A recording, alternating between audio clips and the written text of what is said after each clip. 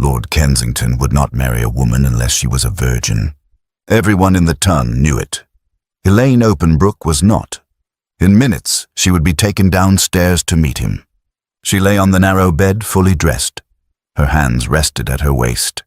The ceiling above her showed a thin crack running from corner to corner. Downstairs, a drawer closed. Footsteps crossed the hall. A door opened and shut. The marriage had been arranged to save her family. Her father's estate no longer paid for itself. Fields stood partially leased. Repairs were delayed. Accounts were discussed behind closed doors. Her mother had begun removing small objects from the house. A silver tray disappeared, then a set of candlesticks. Nothing was announced. Elaine did not move. No one knew the truth. Not her parents, who spoke of the match as if it were fortune. Not the servants gathering below, waiting to see the man who would soon decide the household's future. Not Lord Kensington. The riding accident had happened the previous year. A startled horse, a shifted saddle, one moment alone. Afterward, no explanation was given. No questions were asked. The truth remained where it had fallen. Elaine turned her head toward the window. Winter light reached the floor but went no farther. The glass rattled once in the frame. She had rehearsed the same sentence repeatedly. Each time it ended before being spoken. The rule was known. It had been stated plainly before the arrangement was approved. Lord Kensington was a man of order, of restraint, of standards that did not bend. Elaine pressed her fingers into the coverlet. She released them. A knock came at the door. "Miss Elaine," a servant said, "your parents request you downstairs." Elaine stood. She smoothed the front of her dress once. She checked the mirror only long enough to confirm that nothing showed. When she opened the door, the corridor was already in motion. Voices carried upward. The house was awake. She stepped out. At the bottom of the stairs waited a man whose single rule could end the arrangement before it began. Elaine descended, knowing that once she reached the hall, there would be no revision. Only silence. Only truth. Or the secret she would carry forward alone. Elaine descended the stairs without rushing. The carpet runner softened the sound of her steps, but not the awareness of being watched. A maid stood near the banister, pretending to adjust a vase. Another lingered at the corridor's edge. In the sitting room ahead, voices had lowered. Someone had already announced her. She crossed the threshold. Lord Kensington stood, not abruptly, not slowly, simply because it was expected. He was taller than she had imagined. Broad-shouldered, but spare rather than imposing. His coat was dark and unadorned. Nothing about him sought attention. Nothing yielded it either. He bowed. Correct. Measured. "Miss Openbrook." His voice carried no warmth and no chill. It landed where it was placed. "My lord." She returned the bow. Her hands remained still at her sides. They sat. Tea was poured. Porcelain met saucer. Steam rose and went untouched. Her mother spoke first. Polite remarks. Gratitude. References to convenience and timing. Her father followed, stiff-backed, nodding along as though agreement itself were labor. Lord Kensington listened. He did not interrupt. He did not fill pauses. When her father trailed off, silence held for a full beat longer than comfort required. Then Lord Kensington set his cup aside. He had not taken a sip. "I understand," he said, "that this proposal has been made under some urgency." Her mother straightened. "Circumstances demanded decisiveness," she replied. "So I was informed." His gaze shifted. Not to her parents, but to Elaine, not assessing her face, simply acknowledging that she was the person being discussed. "I prefer clarity," he continued. "I find it prevents later difficulty. With your permission, I will speak plainly." Both parents agreed at once. Elaine said nothing. "I do not marry for sentiment," Lord Kensington said, "nor for appearances. Marriage, to my mind, is a structure. It must be sound before it is entered." Elaine kept her posture steady. "I require loyalty," he went on. "Discretion. and a shared understanding of what the union is and is not. The fire cracked softly behind her father. Elaine heard it too clearly. "I am aware," Lord Kensington added after a pause, "that expectations accompany my name." Her mother's gaze flicked toward Elaine. Elaine spoke before either parent could. "My lord," she said evenly, "what expectations do you consider essential?" He studied her for a moment longer this time. Not searching, weighing. "I require my wife to enter marriage without entanglements," he said, "without scandal, without complication." The room narrowed. There it was. Not accusation, not threat. Simply a line drawn long before she had entered the room. "I do not require affection," he continued. "I require certainty." Silence followed. Her parents waited. Elaine lowered her eyes to her folded hands. If she spoke now, truly spoke, the arrangement would end before the next cup cooled. She could see it as clearly as the pattern in the rug. Her father would fail. The estate would fall. Nothing would soften it. She lifted her gaze. "I understand," she said. Lord Kensington inclined his head slightly. "Acceptance, not relief." "Then you understand why I'm prepared to proceed." Her mother exhaled. Her father shifted, tension easing by degrees. Elaine felt none of it. "My lord," she said again, "this arrangement is not born of affection, but I am capable of loyalty, of discretion, of honoring the role you describe." His attention sharpened. "I would not dishonor your name," she added, "nor the position you offer." For a moment he seemed poised to speak again. Then he nodded once. "Then we are agreed." The words settled. Final dates were mentioned. Licenses. Practicalities. Elaine listened without comment as her future assembled itself around a truth she had not spoken. When Lord Kensington rose to leave, he turned to her. "You have my word," he said. "This marriage will be conducted with honor." She met his gaze. "And so will I," she replied. He departed.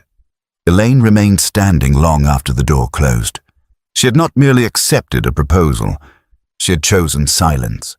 And the marriage would now move forward on a foundation only one of them fully understood. The church was cold. Candles lined the stone walls, their light steady, their warmth insufficient. Wax dripped. Shadows shifted. The air smelled faintly of damp and incense. Elaine stood just inside the vestibule, hands folded, spine straight. Voices carried from the nave, low, controlled, waiting. This was the last moment that belonged to her alone. Her parents stood behind her, not touching, not retreating. Her mother adjusted a ribbon at Elaine's shoulder, fingers precise, then stepped back. Her father said nothing. He did not need to. The doors opened. Elaine walked forward. The aisle was short. She did not hurry.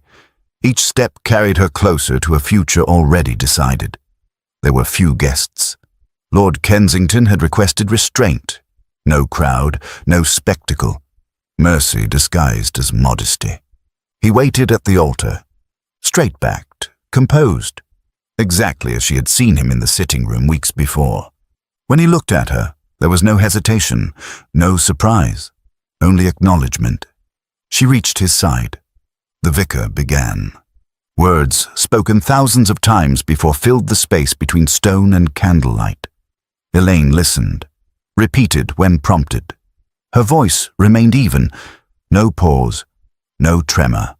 When Lord Kensington took her hand, he did so without delay. His grip was firm, correct, not possessive, not distant. They stood together while the vows sealed around them. When the final words were spoken, there was no applause, no rustle of approval, only completion.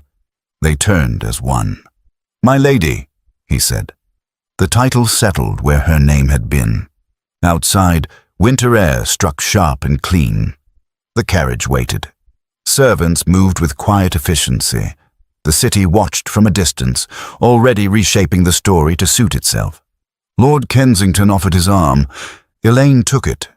Inside the carriage, silence followed them. The wheels rolled, Streets passed, stone and iron blurred into grey. "You need not be uneasy," he said at last. "This marriage will be conducted with discretion." Elaine did not look away. "I am not uneasy." A pause. "Very well." The estate gates appeared ahead, tall and wrought with authority. The carriage passed through them without slowing. The house loomed, doors opened, names were spoken, her name. When the household finally withdrew and the doors closed behind them, Lord Kensington did not lead her onward. He turned. "There is no expectation," he said carefully, "that we begin without regard for comfort." Elaine inclined her head. "I appreciate your consideration. We will proceed gradually." She understood. That night, Elaine lay alone in unfamiliar chambers. The house settled around her. Wood creaked, a distant door closed. Somewhere else in the estate, her husband slept. The truth did not move. Marriage had not softened it. Time had not altered it. It had only become more dangerous. She closed her eyes, knowing one thing with certainty. Silence had carried her this far. But now that she was a wife, it could cost her far more than it ever had before. Elaine learned the house by watching how it operated. Breakfast arrived at the same hour each morning. The tray was correct. The china matched the family crest. The tea was poured and left untouched by comment. No one lingered. She ate alone. Later that morning, she stepped into the corridor and nearly collided with Lord Kensington. He stopped immediately. "Good morning." "Good morning." He did not step past her. He did not expect her to move first. "I trust the house has been satisfactory." "Yes." "If it ceases to be," he said, "you will inform Mrs. Harrow." "I will." A pause. "There is no requirement," he added, "that you master the household at once." "That is good to know." Something flickered across his face, brief, unreadable, before he inclined his head. They parted. The days established their pattern quickly. They met at meals, in corridors, near the fire in the evenings. He did not summon her. He did not avoid her. When she entered a room, he acknowledged it. When she left, he did not question it. On the fourth day, she entered the library. Lord Kensington stood at the window with estate papers in hand. He set them aside the moment he saw her. "You may come in." "I was only passing." "You are not intruding." She crossed the threshold. The shelves were filled with ledgers and maps, accounts marked in careful script. Nothing decorative, nothing idle. "You oversee this yourself," she said. "Yes." "You could delegate." "I choose not to." A servant appeared at the door. "My lord, the steward." "Later," Kensington said without turning. She was here first. The servant withdrew. Elaine noticed. "If you wish," Kensington said, "the western path is kept clear, even in winter. You need not direct my movements." "I am not," he replied. "I am offering knowledge." She inclined her head. "Then I accept it." That afternoon, she walked the western path. The gate was unlocked. A groom waited at a distance, close enough to assist, far enough not to follow. That evening, Kensington joined her at dinner. The table was set for two. "You need not dine alone," he said. "I did not request otherwise." "I know." Midway through the meal, a footman addressed her. "My lady, would you prefer—" "She will decide," Kensington said calmly. "And you will ask her?" The footman flushed. "Yes, my lady." Elaine nodded once. After dinner, Kensington spoke quietly with his steward. Instructions were given, corrections made. No voices were raised, nothing dramatic occurred. And yet, if he had been careless, this would have been simpler. If he had been cold, the silence would have required no effort. Instead, he noticed. He corrected others. He made space. That night, Elaine lay awake. Not from fear, from calculation. Each day that passed without indifference raised the cost of the truth, and when the time came to speak it, she would not be breaking an arrangement. She would be breaking a man who had acted in good faith. Elaine had begun to believe the rule would remain unspoken, not forgotten, simply unused. Days passed without incident. The household moved with quiet efficiency. Letters arrived and were answered. Meals were taken without remark. No one questioned, no one pressed. Then, one afternoon, the peace fractured. Elaine sat in the morning room with correspondence spread before her when voices carried from the corridor beyond. One was Lord Kensington's steward, careful, measured. The other belonged to a gentleman she did not recognize. She did not intend to listen, but her husband's name was spoken. "Always admired your consistency, my lord," the gentleman said. "Few men hold so firmly to principle." Elaine's hand paused over the page. Lord Kensington answered at once. Calm, certain. Principles are meaningless if they bend for convenience.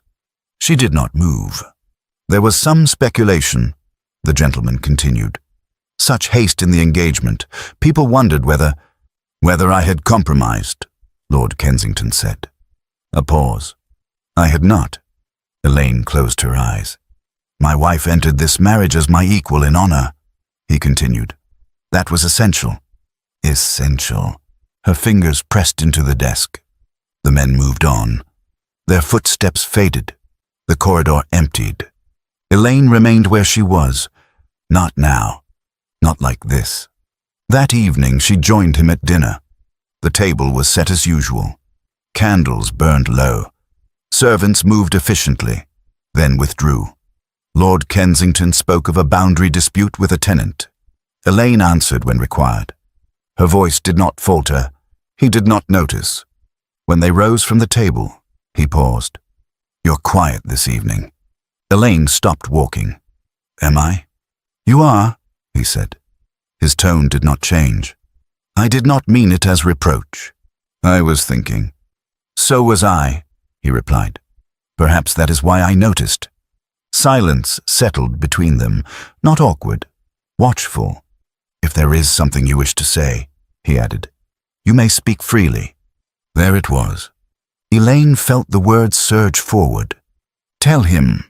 She looked at him, at the steadiness of his gaze, the patience in his posture, the certainty with which he stood in his own integrity. This rule was not pride. It was structure, and she was standing inside it. I have nothing of consequence to trouble you, she said. He searched her face for a moment. Then he nodded. Very well. That night, Elaine lay awake. The house was silent. Somewhere beyond her walls, Lord Kensington slept in the faith of a truth she had not given him. The longer she waited, the sharper the edge became. By morning, she knew what she had not allowed herself to admit before. This marriage was no longer an arrangement. And when the truth came, because it would not simply end something.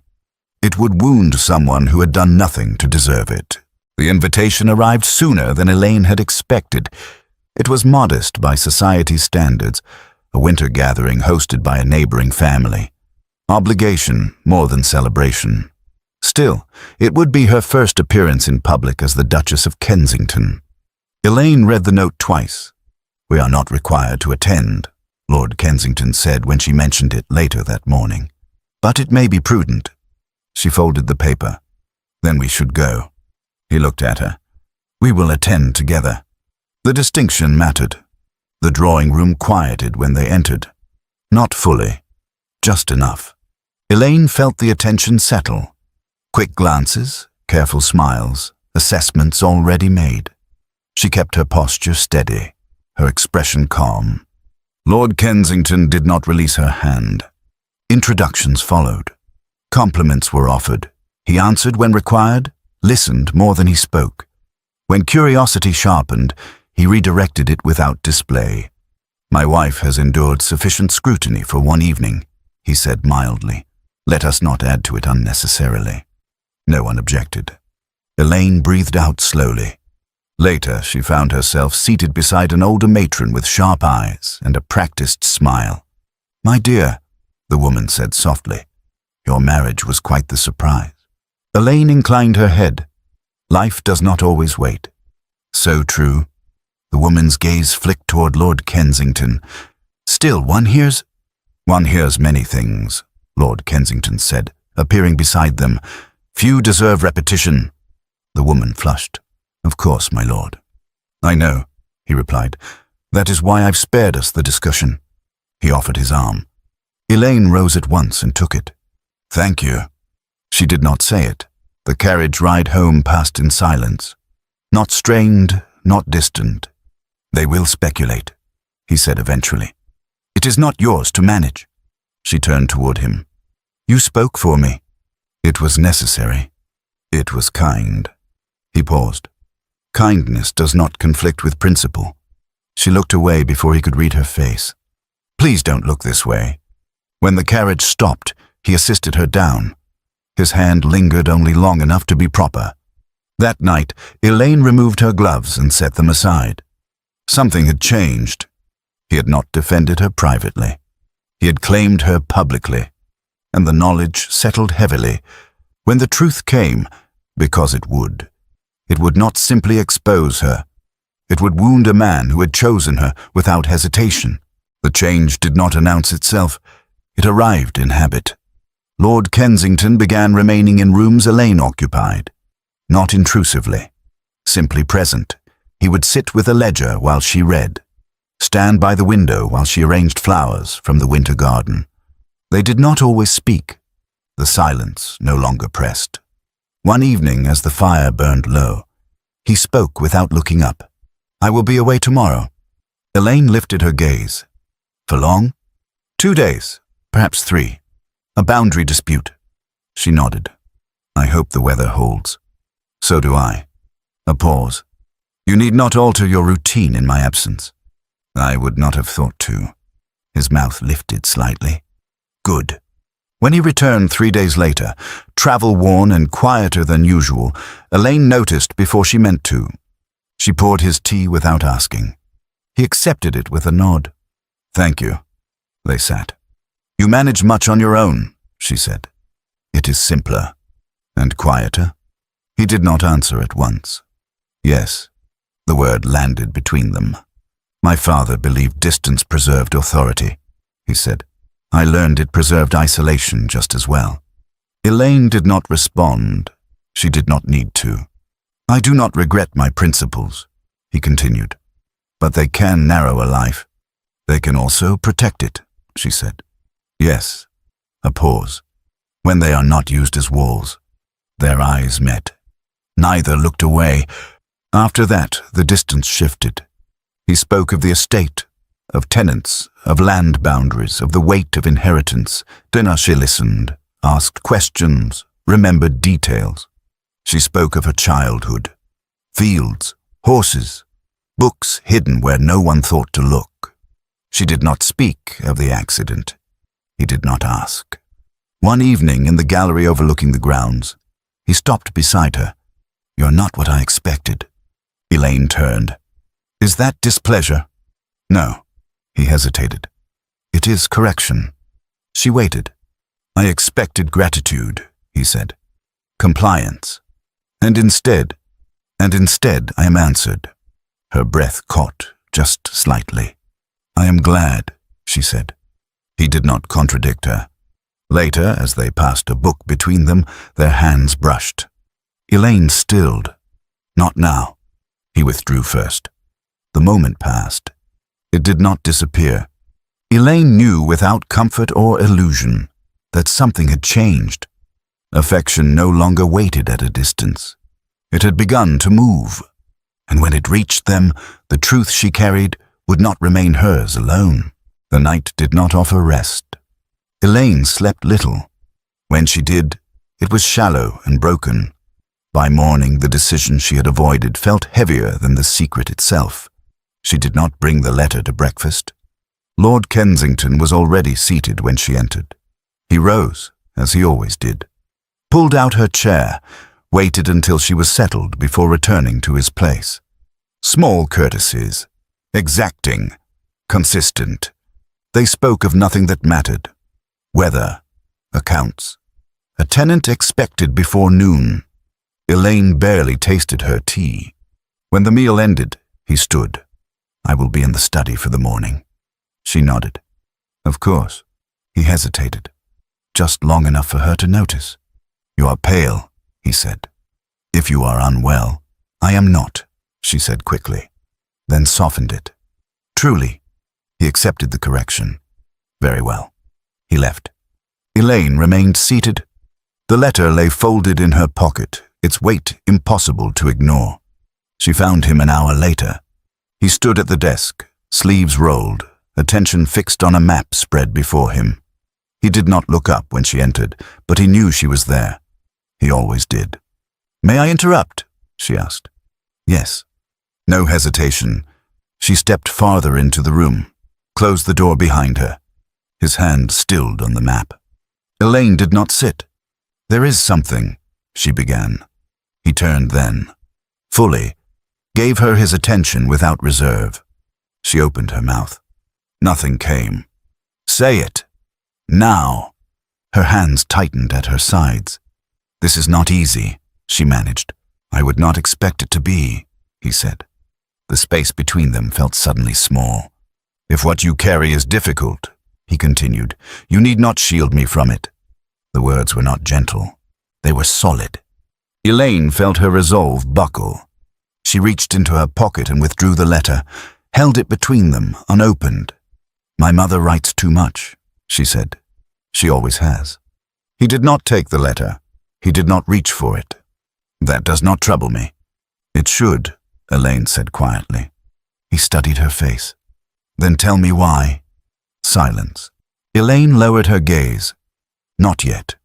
She shook her head once. "I cannot. Not this moment." He watched her for several seconds longer. Then he nodded. "Very well. No pressure, no disappointment. Trust." Offered again. He turned back to the desk. Elaine stood there, hollowed by relief and something far worse. That afternoon, she avoided him, not deliberately, instinctively. When dinner came, she took her seat across from him, her composure intact by habit alone. Conversation remained measured, civil. The cousin did not speak again. No one did.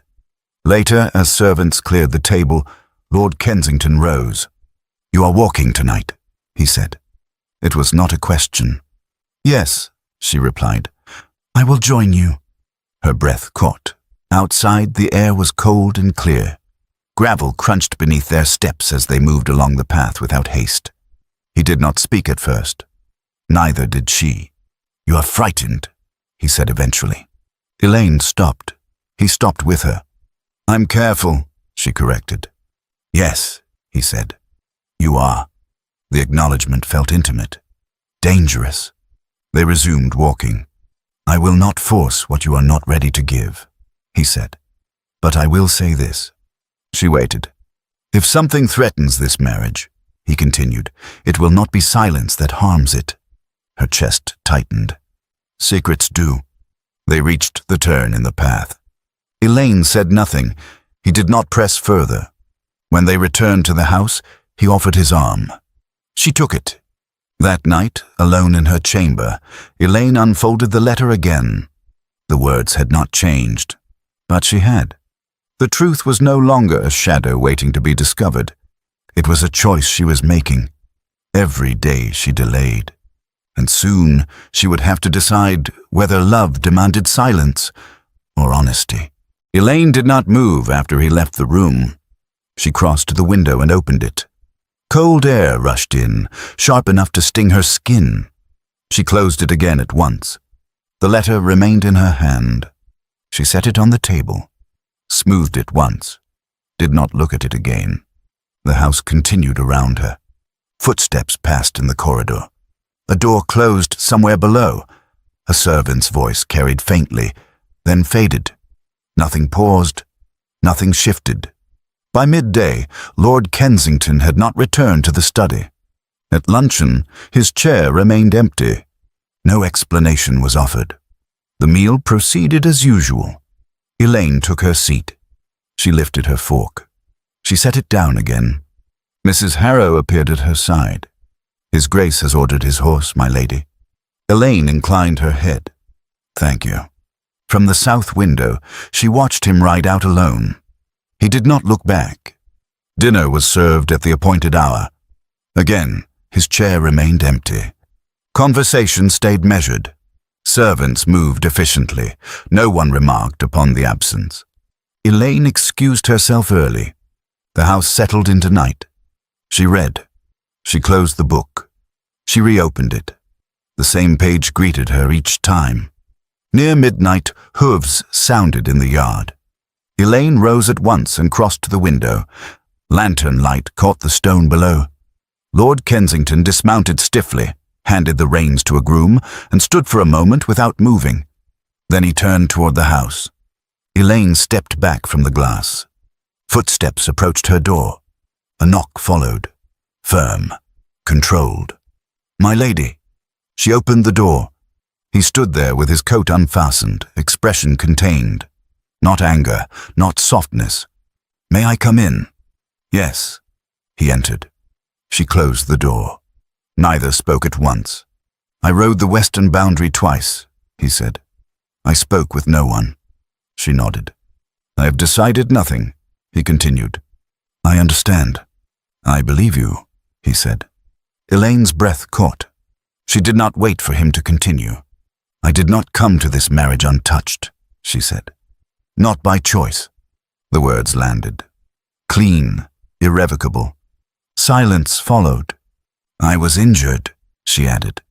"Years ago." He did not move. "I did not tell you because I was afraid," she said. "Afraid of ruin. Afraid of what your rule meant." She lifted her chin. "But I am telling you now."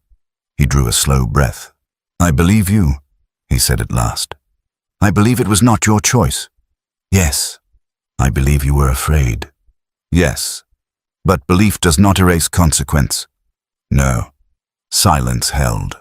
"You placed me in a difficult position," he said. "I know. And yet," he continued, "you have done what I required." She looked up. "You told me yourself." He stopped a short distance from her, close enough that she could see the effort it cost him to remain still. "That matters." Elaine did not speak. "For tonight," he said. "Nothing changes." She nodded once. "You will remain here. You will not be questioned. I will not permit speculation." "Thank you." "As for us," he added, "we will proceed carefully." He inclined his head. Then he turned and left. Elaine remained where she was. The confession had been spoken. The marriage had not ended. Between those two facts stretched something narrow and uncertain, and she stood in the middle of it. Elaine did not see him for the rest of the day. She noticed it first at luncheon. His chair remained empty. The steward waited a moment longer than usual before giving the signal to serve. No explanation followed. The meal proceeded as if nothing were amiss. Elaine ate. She tasted nothing. In the afternoon, she crossed the gallery at the hour he usually reviewed accounts with his secretary. The door to the study stood open. The desk was clear, the fire unlit. By evening, the absence had acquired weight. Servants adjusted without comment. Dinner was laid for one.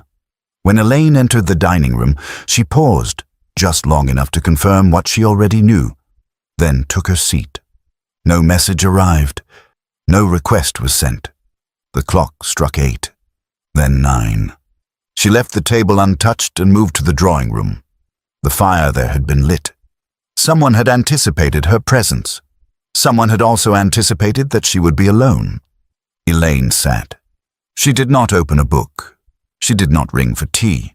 She rested her hands in her lap and waited. The door opened near midnight. She rose before she saw him.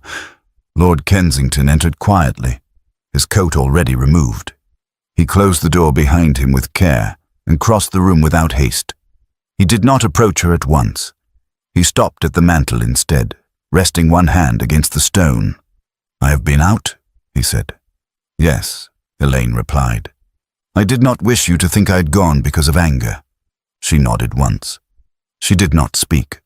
He turned then, fully, his expression composed but altered, not distant, not warm, focused.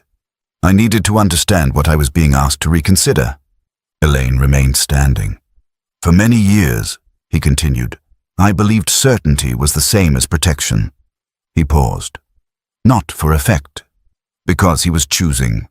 My rule was not born of judgment, he said. It was born of order. Elaine's fingers curled slightly.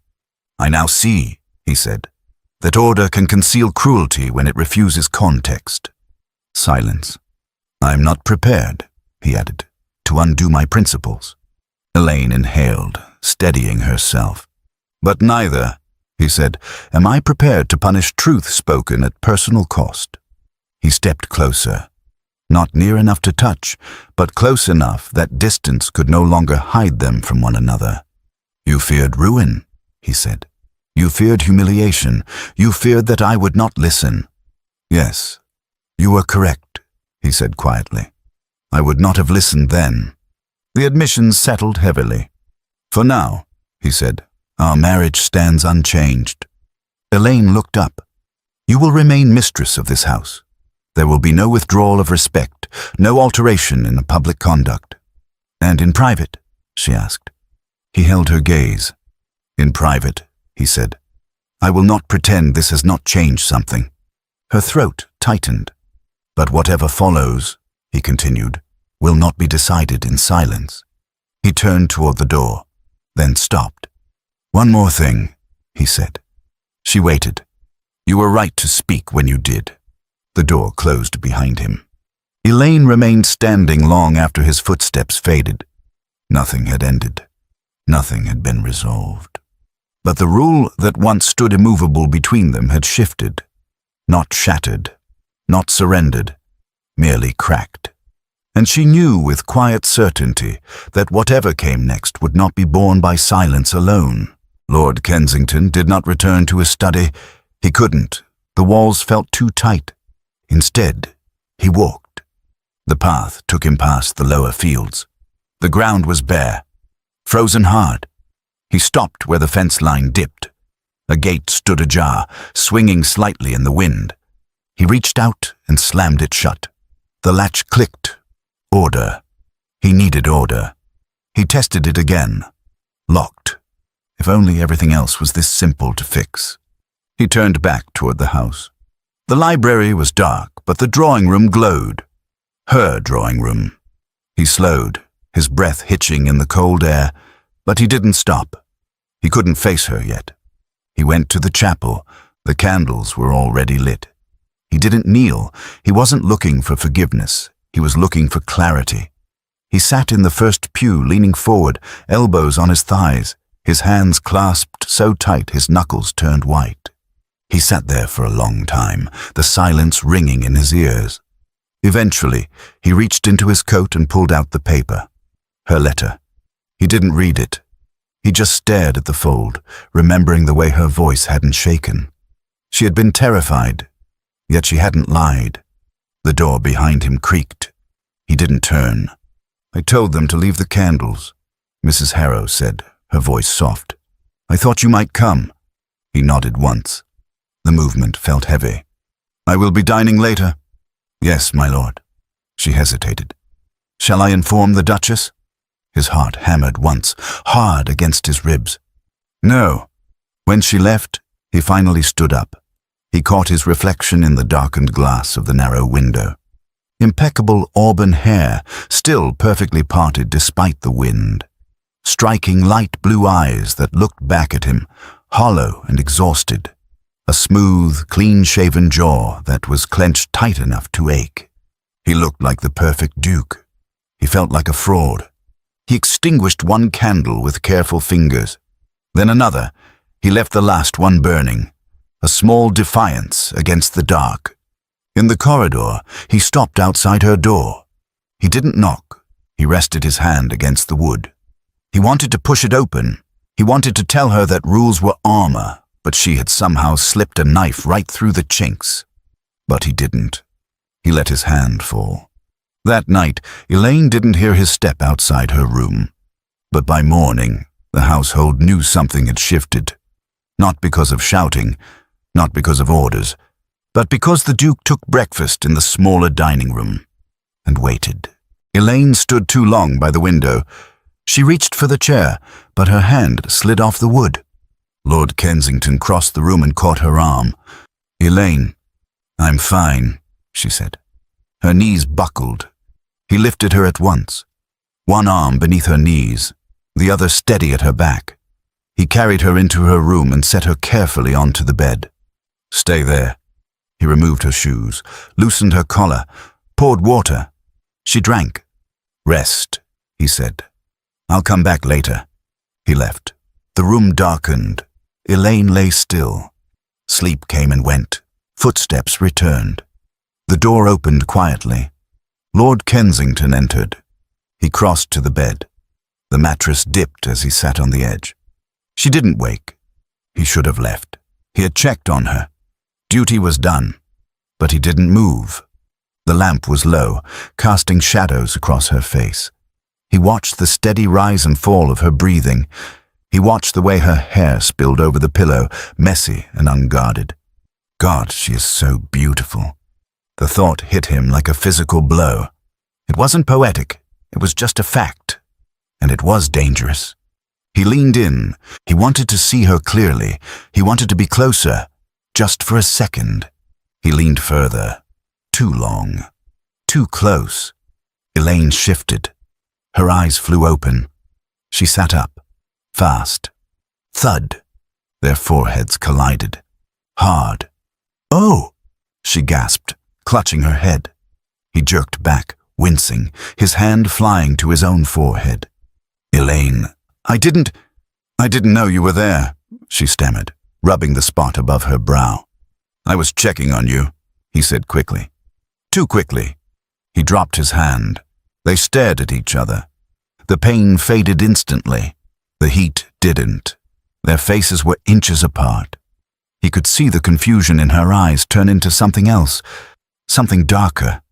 "Does it hurt?" he asked, his voice rough. "No," she whispered. He didn't pull away. He leaned down and kissed her. Once. He waited. She caught his collar and kissed him again. He answered. Slow. Deliberate. He broke the kiss and rested his forehead against hers. Gently this time. "Not tonight," he murmured. She nodded, breathless. He stayed another moment, his thumb brushing her cheek. Then he stood. "I'll be nearby," he said. He turned the lamp lower and left the room. Elaine lay awake, her hand resting on her forehead where he had bumped her. Her heart was hammering against her ribs. She slept. Spring didn't announce itself. It just arrived. It came in the softening of the ground, in the pale green returning to the hedgerows, in the way the light lingered, reluctant to leave. Elaine noticed it because she wasn't watching for danger anymore. The house had changed too. Doors weren't barriers. Silence wasn't a weapon. It was just peace. They dined together now, not by arrangement, but by preference. He spoke to her of matters he'd never shared, concerns about tenants, about legacy, about the crushing weight of expectation. She listened. She always had. But now she was invited to speak. One evening, as dusk settled over the grounds, he found her at the gallery window. "You look content," he said. She turned, smiling softly. "I feel settled." He stepped closer. His shoulder brushed hers. Familiar now. Since that night in her room, the distance between them had vanished. "It was never my intention," he said quietly, "to build a life ruled by fear of loss." Elaine looked at his profile. "Nor mine."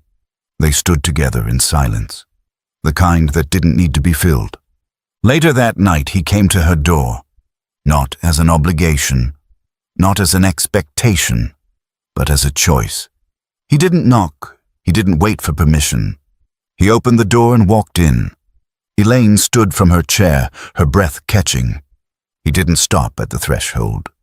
He closed the door firmly behind him, the latch clicking loud in the quiet room. Then he turned to her. He crossed the room in 3 long strides.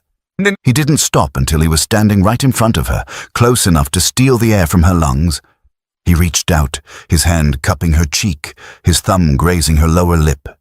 His eyes were dark, focused, and absolutely certain. "I told you I would be nearby," he murmured. "But I am done with nearby. Elaine's heart hammered against her ribs. "What do you want, my lord?" He lowered his head, his lips brushing hers, a promise, not a question. "I want you," he said, "and I'm tired of waiting." He kissed her. It wasn't gentle, it was acclaiming. He swept her up into his arms and she wrapped hers around his neck, holding on tight as he carried her toward the bed. Morning broke in a wash of soft gold. Elaine woke to warmth, the steady, solid weight of his presence beside her. His hand rested lightly at her waist, heavy, possessive, real. She lay still, listening to his breathing, letting the reality of peace settle into her bones. He stirred. He turned toward her. "Good morning," he said, his voice rough with sleep. She smiled. "Good morning." He brushed a strand of hair from her face. His thumb lingered on her lower lip. "I'm glad," he said, "that you stayed. So am I." The letters from her parents arrived weeks later. Cautious at first, then softer. Regret is a slow thing, but it came. Elaine read them aloud in the evenings, her voice steady, her heart light. Summer approached. The estate breathed. Guests came. Laughter returned to rooms that had long known only restraint. Through it all, Lord and Lady Kensington moved together, not as a spectacle for society, but as a certainty. One evening, music drifted from the far end of the house, a simple melody. Elaine paused, listening. He watched her. He understood without being told. "Stay," he said. She did. As the final notes lingered in the air, she rested her head against his shoulder. She knew then, with a calm she had never possessed before, that love didn't ask you to disappear. It asked only that you remain.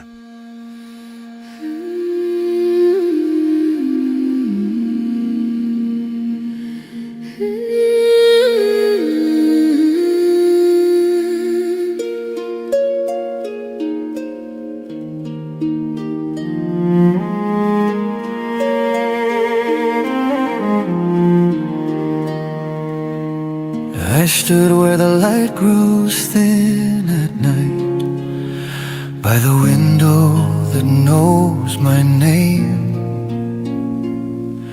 The world felt wide, my breath felt small, and I feared I would fade away. I saw you sway where the shadows fall, heard silence call you weak. I crossed the room, I caught your weight before the ground could speak. Please stay, don't turn from me now. Please stay, I know how to hold you if the night comes close, if your strength feels gone. Please stay, I am already yours.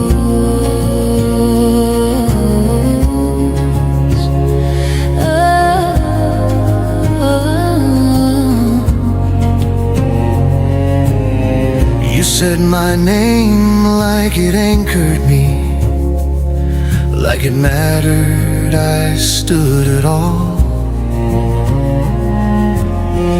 I tried to speak, but the room went pale, and the world began to fall.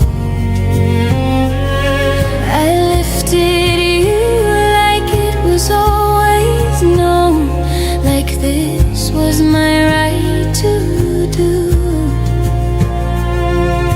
A man who loves does not ask permission. He carries what he is given to. Please stay, don't turn from me now. Please stay, I know how to hold you if the night comes close, if your strength feels gone. Please stay, I am already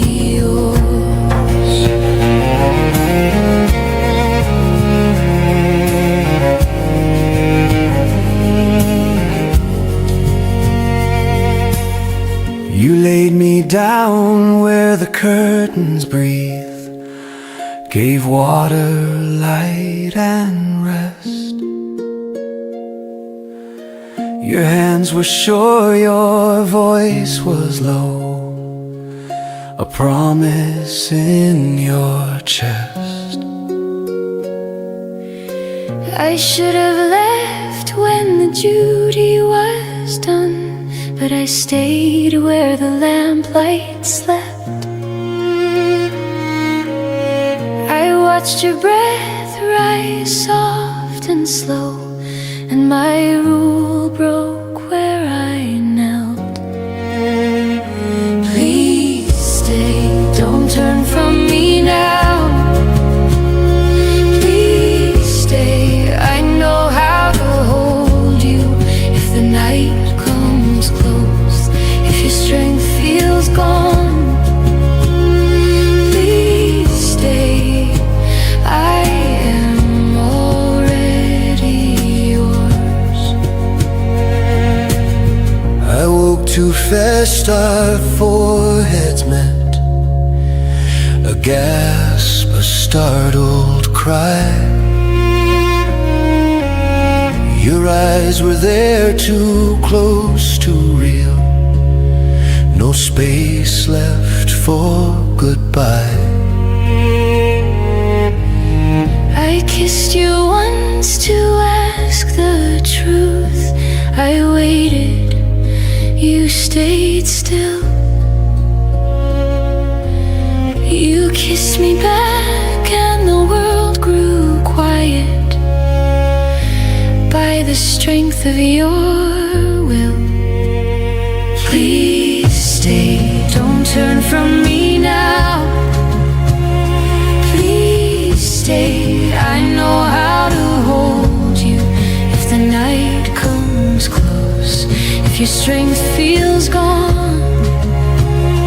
Please stay, I am already yours.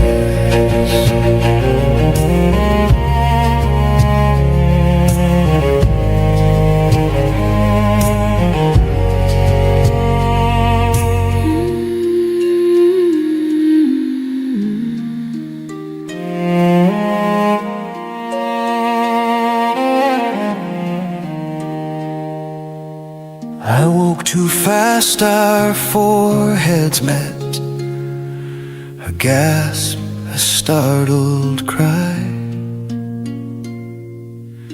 Your eyes were there, too close to real, no space left for goodbye. Spring learned our names, the past, the truth. The past released its hold. I chose you then, I choose you still, and I will when we are old.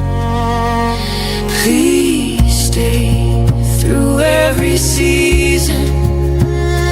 Please stay when words fall silent.